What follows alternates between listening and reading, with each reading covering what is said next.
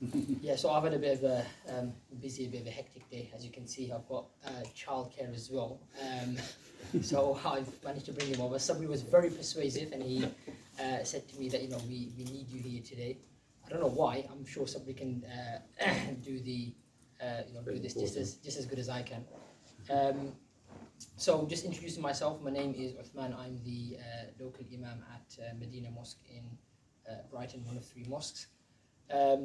So just to kind of give you just a bit of a perspective, busy day like I said. So in the morning I do some chaplaincy work at the local prison, so at Lewis Prison. So I was there this morning, so I dropped him off to the nursery this morning, and at 7:30 went into Lewis, did a bit of work there, and then just picked him up at 1 o'clock, and then I've come in here. Once I finish from here, I'm basically back in the mosque at 3:30. So I'm going to be very, very quick. I'm sure the rabbi has some fantastic stuff to say. So I'm going to just kind of leave everything for the rabbi to say, and obviously I'm going to share just a few words. No pressure whatsoever. I think the work that BHFA is doing is a fantastic work, and I wish that I could, and I would like to have been involved a lot more. And my thanks to Sabri and to Asmat, for all of the work that they're doing in representing the Muslim community. It's just that my schedule doesn't really allow me to be involved. And wherever possible, Sabri does kind of, notify me of things that he's allowed to notify me of. And he kind of does pick my brains on a few things whenever I do get a chance to meet with Sabri. So the work that I think the BHFA is doing is a lot. It's fantastic work. It's work that's really needed within our communities, with whatever is happening around the world, whatever is happening in our own kind of communities. I think it's very, very important that we as local members of the community can sit around a table, can discuss matters that are important to our community, and just to move forward and to progress together. Now, from what I believe, the theme of today is peace and is unity, and this is something which the Islamic faith discusses again and again, where it speaks about the diversity that exists within our communities and the beauty of diversity.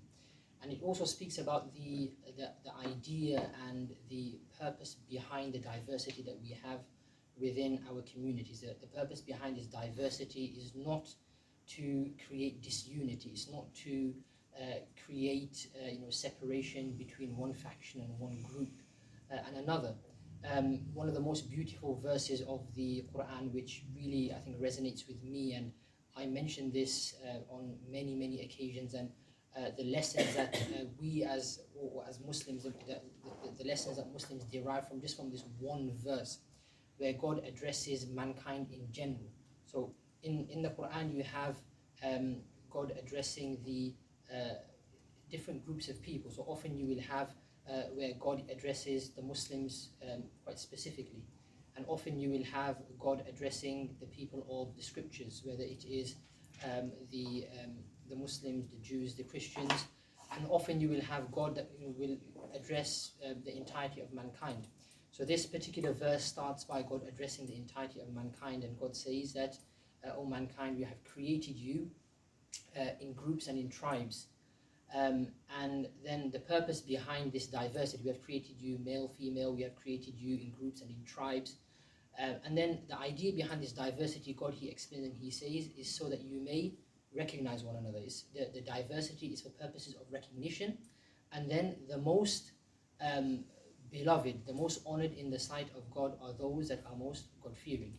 Now, the idea behind this verse is that it shows that the idea behind the difference of our cultures, the differences in our complexion, the differences of our language, is not to create this disunity. The idea behind this is just for purposes of recognition, right? That we recognize one another, and as from an Islamic perspective, shedding light on this particular verse, there's the words of the Prophet Muhammad, peace be upon him, where he speaks about that there is no Arab has any virtue over a non-Arab, no non-Arab has a virtue over an Arab, no person of fairer complexion has preference in the sight of God over a person of darker complexion, no person of darker complexion has preference in the sight of God over a person of lighter complexion. And all of these, these prophetic statements and all of these verses of the Quran, they aim to show the beauty of the diversity that exists within us and how we can utilize this diversity to work together. Now I'm going to stop there because I can hear him crying. He's going to start looking for me.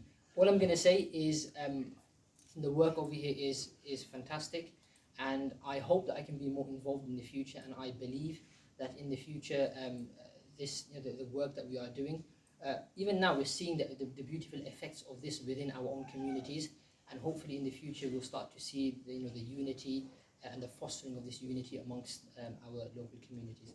So thank you very, very much for having me. I'm going to quickly run, I'm going to grab him and I'm going to get out of here before he disturbs you lot. Thank you Thank you very much. much. Thank you.